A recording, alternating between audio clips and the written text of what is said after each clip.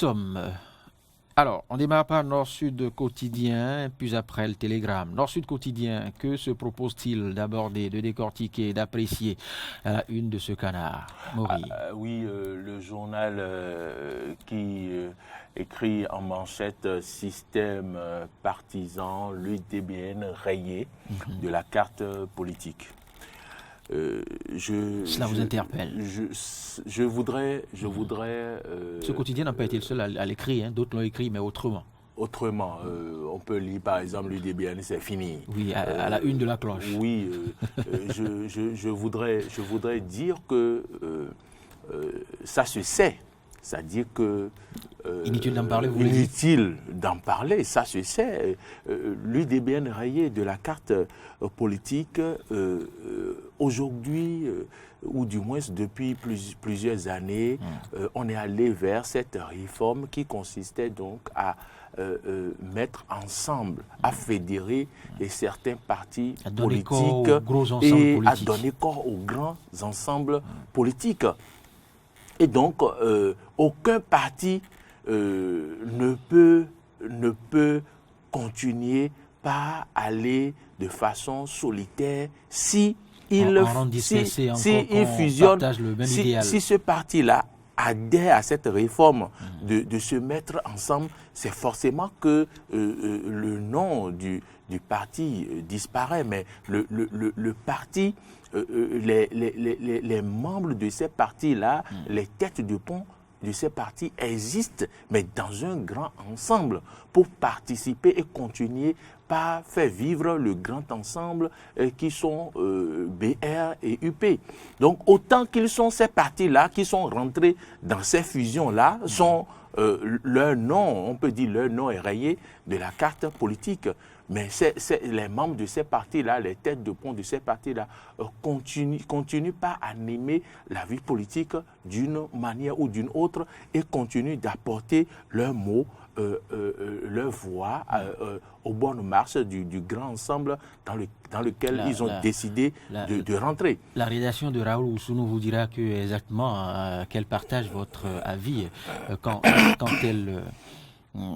propose ce titre, quand elle propose ce titre, ça ne voudra pas dire que le parti et ses constituants sont rayés de landerneau politique, mais c'est dire qu'à partir de maintenant, de ce moment où nous parlons justement, il n'est plus question d'évoquer ou de parler de cette formation politique, certes passe, mais ces éléments, comme vous le dites, ces militants, ces sympathisants et autres, appartiennent maintenant à un autre grand ensemble. Le bloc républicain. Oui, mais tel que c'est dit, c'est comme s'il y a un cataclysme. Il n'y a pas de cataclysme parce qu'on ne peut pas ne pas décider d'aller vers un ensemble sans disparaître, sans que son nom ne disparaisse. Mais ce n'est pas un cataclysme puisque tous les partis qui ont décidé d'aller vers les ensembles, forcément ont disparu. Hier, on parlait du Tabati Tabac. Aujourd'hui, est-ce que vous entendez encore ce cri? Vous n'entendez plus parce que, voilà, tout est mis dans un ensemble. Et il faut reconnaître le mérite de l'UDBN. Il faut lui reconnaître son mérite parce que au moment où cette kyrielle de partis-là cette kyrielle de partis avait décidé d'aller constituer un ensemble, l'UDBN a décidé d'aller seul. Et ce parti a montré ce qu'il peut faire seul face à ces mastodontes. Donc, je pense quand même que le mérite est à l'UDBN qui a fait une expérience que les autres partis n'ont pas eu à faire. Ces autres partis-là qui sont allés se mettre ensemble déjà à la naissance de cette réforme n'ont pas eu à faire cette expérience. Donc l'UDBN aujourd'hui peut parler de cette expérience-là qu'elle a faite en osant donc aller seule en tant que parti sans fédérer avec d'autres à une élection. Et je pense que c'est à saluer. Elle a cette expérience-là aujourd'hui à partager avec vrai, une belle d'autres partis. expérience. En somme, une expérience peu concluante qui n'a pas prospéré. Une expérience se fait et se vit. Qu'elle soit concluante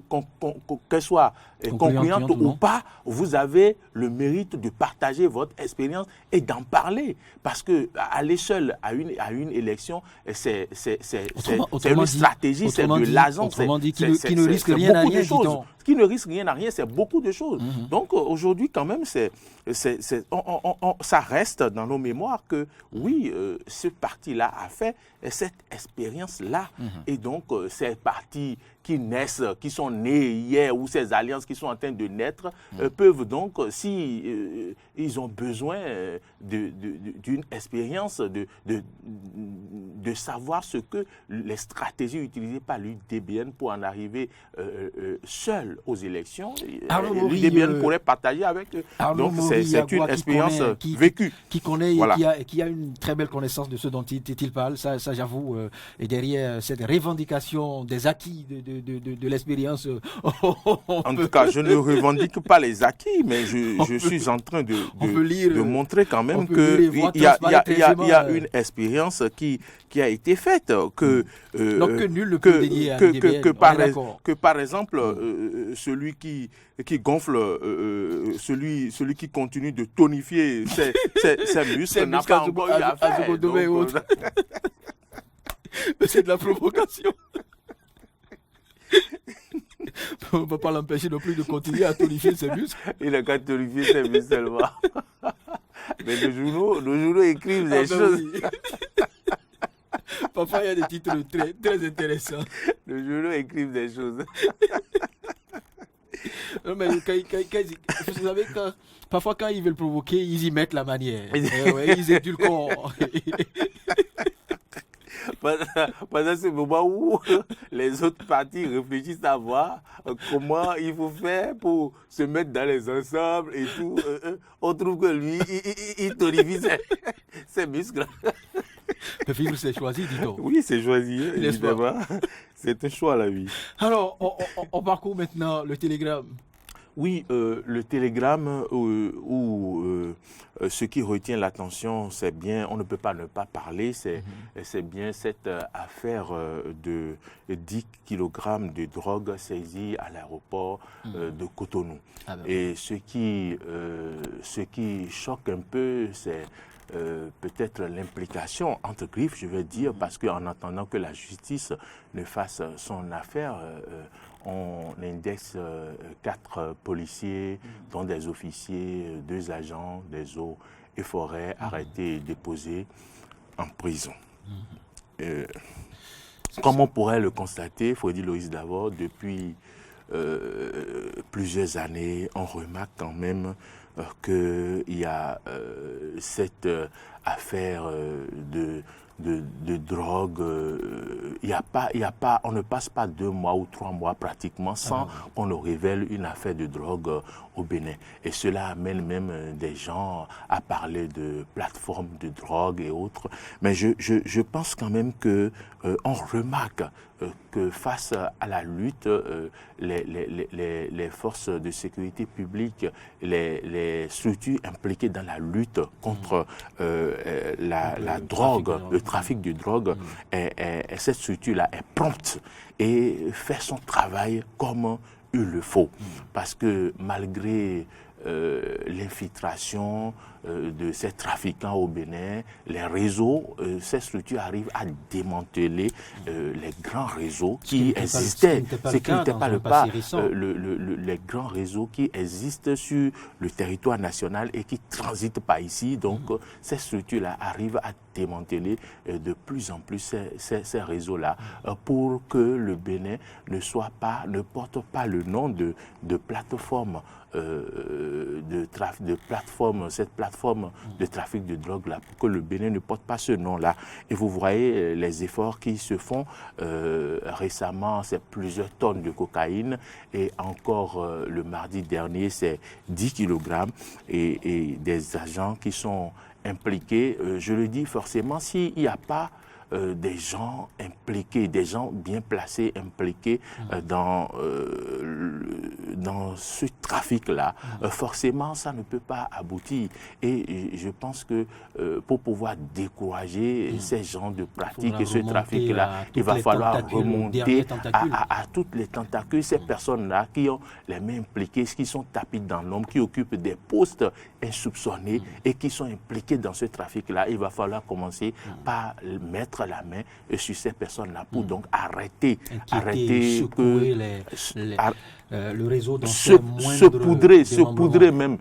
poudrer même tout ce qui entoure ce trafic-là, tout le circuit que ces personnes-là utilisent pour amener ce produit-là dans notre pays. Si on arrive à mettre la main sur les personnes impliquées, je pense quand même que définitivement on va trouver une solution contre ce trafic-là qui prend de l'ampleur. Et je pense qu'il faut saluer également le travail minutieux qui se fait par l'OCETID et les autres structures qui sont impliquées, puisque dans cette affaire-là, vous avez vu que l'individu a réussi déjà à traverser la maille en place à l'aéroport, mais je pense que c'est exprès, puisque c'est quand il a fallu, quand il est allé livrer le produit, donc qu'on l'a interpellé. Donc je pense que c'est une manière de voir la destination du produit, de voir qui est, bien sûr, qui est le commanditaire de ce trafic-là. Et c'est pour pouvoir mettre la main sur ces réseaux-là qu'ils ont donc procédé ainsi. Il faut extrader pour que il faut saluer ces efforts-là qui se font. Et récemment, vous avez appris que un autre trafiquant impliqué dans une affaire de drogue au Bénin, qui a échappé, qui s'est retrouvé au Maroc, a été arrêté. Oui, j'ai compris, c'est pourquoi j'en viens. A été interpellé et grâce donc à la synergie d'action entre les pays de l'Afrique. Il a été interpellé au Maroc. Le Bénin a demandé son extradition. On espère que ce sera fait parce qu'il appartient également à un grand réseau, selon les propos du procureur du procureur spécial de la Criette. Donc je pense quand même qu'il va falloir continuer sur cette lancée pour que définitivement ce trafic soit enrayé du Bénin, pour que ces personnes-là qui s'adonnent à ce trafic-là puissent avoir un peu peur, ou du moins puissent avoir vraiment peur quand elles vont entendre le nom Bénin, parce qu'elles sauront que ce ne serait pas une plateforme qui pourra leur permettre de faire écouler leurs produits. Comme l'exige et l'imprime justement ce nouveau rythme qu'imprime le numéro 1 de la République, eh bien, plus rien ne sera comme avant. Pourtant, la loi interdit ce trafic-là et ceux qui sont arrêtés dans ce trafic écopent de 15 ans de prison. Ce n'est pas petit. Et c'est des dispositions qui doivent décourager ces trafiquants. Mais pourtant, on voit que aisément, les gens continuent de s'adonner à ce trafic-là et veulent nous faire porter un autre nom, alors que résolument, le Bénin est tourné contre la lutte, est tourné bien sûr contre la lutte de ce produit illicite qu'est la drogue.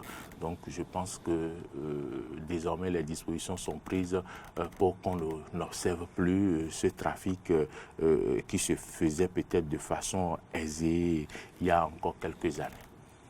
Arnaud Mori-Yagua, merci. Très bonne journée à vous.